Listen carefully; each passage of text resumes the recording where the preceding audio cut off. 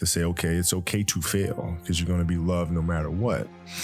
And that doesn't just mean basketball. That means anything in life. Yeah, that means writing. That means being an entrepreneur. That means having the confidence to go for it. And I've seen too many parents do the exact opposite, and it terrifies children, and children become paralyzed by their own fear.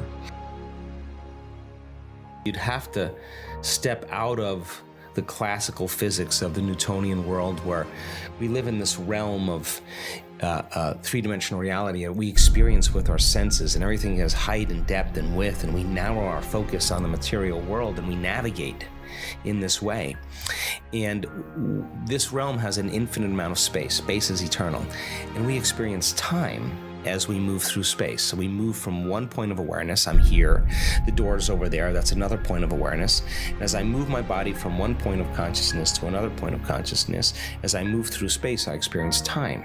So if we're going to create matter to matter, three-dimensional reality, and we're going to get things done, it's just going to take time for us to get the new house, the new car, because we got to work and save our money and do all that stuff. Well, that's playing by the rules of Newtonian physics and three-dimensional reality. When you play by the rules of the quantum, in the quantum, there's an infinite amount of time. Now, time is eternal. Now, imagine if you had an infinite amount of time, how many things could you get done?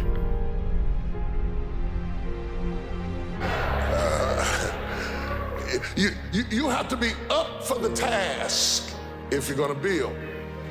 When you build now, you build first by design and then by reality. You build you get an architect and he draws it out. And when the drawing looks right, then the hammering and the nailing and the digging and the pouring begin. But nobody likes to build without a vision.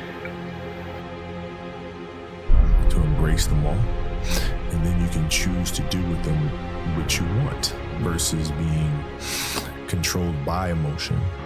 A lot of times I've seen players, even myself, when I was younger, being consumed by a particular fear, and to the point where you're saying, okay, it's not good to feel fear. I shouldn't be nervous in a situation right now. It does nothing but grow. Versus stepping back and saying, yeah, I am nervous about the situation. Yeah, I am fearful about the situation. But what am I afraid of? And then you kind of unpack it. And then it gives you the ability to look at it for really what it is, which is nothing more than your imagination running its course. Infinite number of things equal to your thoughts, right? That's the quantum. So the quantum is time is eternal, and there's all possibilities exist in the present moment in the quantum. So in three-dimensional reality, Newtonian physics, it's about the predictable. The quantum is immaterial. Nothing's local yet in space and time. All possibilities exist as frequency, as energy, as vibration, as information, as consciousness in the realm of thought. So in the quantum, anything is possible. Nobody wants to build without a plan. Once you get that plan in place, and once you get that plan approved, and once you get through getting all of that organized, and you have the site and the location and the inspection and all the infrastructures in there that you need in order to build what you're trying to build, then you start digging your way up. Yeah, it's funny because building speaks to erecting something, but in order to erect something, you have to go down. The only way you can step into the moment and be fully prepared for the moment, the only way you can deal with the thing and know that you got what it takes to sustain it is to build it from the ground up. Then you really know what you got. Yeah, obsessiveness just comes from something that you love. Like, you really love it, you'll go through fire for it.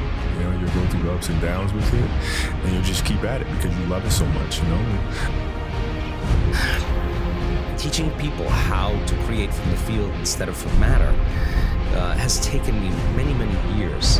But now people that are doing it are seeing those kind of instantaneous changes taking place, because when they begin to change their energy, when all potentials in the quantum field exist as electromagnetic potentials, and thoughts are the electrical charge and feelings are the magnetic charge, and how you think and how you feel is broadcasting information on a daily basis. So when a person changes their thoughts and feelings and they're creating from the field, when there's a vibrational match between their energy from the quantum field, and they're creating connected to the source, and that source energy is actually connecting everything material.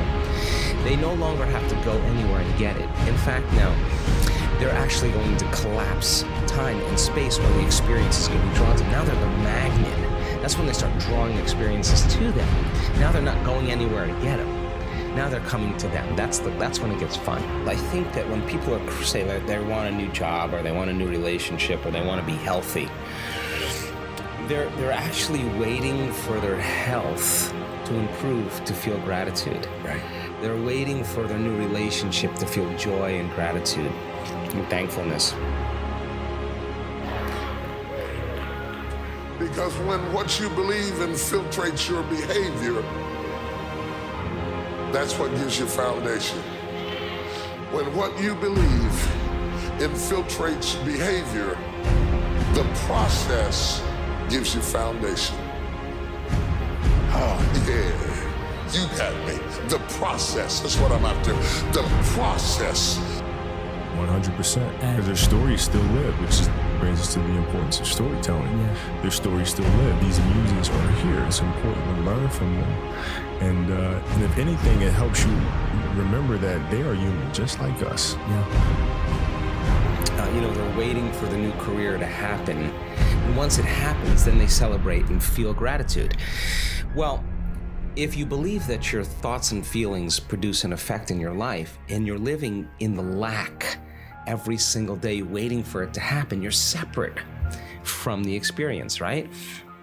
So if you think about the emotional signature of gratitude, when you are receiving something that you like, that's pleasurable, you've just gotten or received something just happened to you, or something's happening to you that you like, you say thank you, you feel gratitude. So the emotional signature of gratitude is that something has already happened.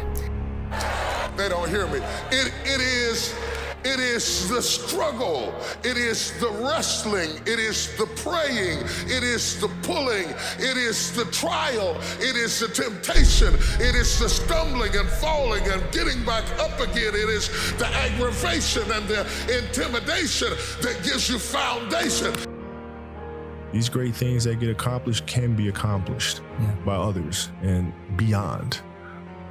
Building Walt Disney Company is not something that, people look at and scoff at and go, oh, it can't be done anymore. Well, why not? Why not? Yeah. And the more action you take, the more you think is possible. Yeah, because you realize they're people just like us. They made mistakes just like us, and they kept going. And it is the absolute perfect state of receiving. It is the absolute state of receivership. So here's an example. A person gets a diagnosis. The diagnosis is something like cancer. The first moment they hear that word, they feel fear. They feel a change in their internal state, and they pay attention to what the doctor says. They take a snapshot, and they create that memory. They will remember the moment the doctor said that. So now they're in fear, they're scared, and they're going to think positively, or they'll say, I'm going to beat this thing. If they're feeling fear, they can only accept, believe, and surrender to the thoughts equal to their emotional state. That fear thoughts will be the only ones that will make it in there. Now, if the person changes fear to gratitude, as an example, and they really start training the heart, we can measure when a person feels gratitude, what happens to their heart. The heart gets regulated, starts beating more coherently, it starts increasing energy to the brain, it starts creating an ambient field around the body. This is when your heart starts working for you. That when a person starts feeling gratitude, then the emotional signature in the body is that something's happening to them, or something's just happened to them. So if you're in a state of gratitude, you're in a state of receiving, then the thoughts that you think will make it to the body and program the autonomic nervous system into a different destiny. It's not just the mechanical influence of robotically doing the word. It is just that as you go to do it, you learn things about God that you didn't know. You learn things about yourself that you didn't know. You learn how to go through aggravation and heartache. You learn how to deal with obstacles and situations. And while you're trying to do and carry out what he told you to do, all of a sudden you're going deeper and deeper and deeper and deeper and deeper. And so if he gave it to you without letting you build into it, you wouldn't be prepared for it. It is the process that gives you the power. It is the rejection and the alienation and the intimidation that drives you down to your knees, where you say, I thought I had this, and I thought I had that, and I thought I had the other. But if mama don't go, if daddy don't go, if sister, brother don't go. If you're feeling the feeling that your new life has already happened, you wouldn't be looking for it any longer. You would be feeling like it's already happened, so you wouldn't look and be separate from it. You would feel connected to it. And then if you lost it and you started feeling angry because of traffic, I'd say, oh my God, you're back to the unconscious program again of allowing something outside of you to control your feelings and thoughts. You're back to that victimization program. So then when you start playing this game, and you catch yourself and you self-correct, and you get back into gratitude and feeling it, then your body is no longer preoccupied with when it's going to happen or where it's going to happen. If you feel it, it feels like it's already happened. So that's the moment you're no longer separate from it. That's the moment you start drawing or magnetizing experiences to it. This is the fun part about life. Digging past your fear, digging past your insecurity, digging past how you see yourself, digging past your limitations, digging you all the way down. He's gonna dig. He's gonna dig. He's gonna keep on digging. He's gonna keep on digging. He's gonna keep on digging until he hits rock. Oh, hallelujah. I'm about to get happy in here. Hallelujah. Tell somebody, tell them I got rock in there somewhere.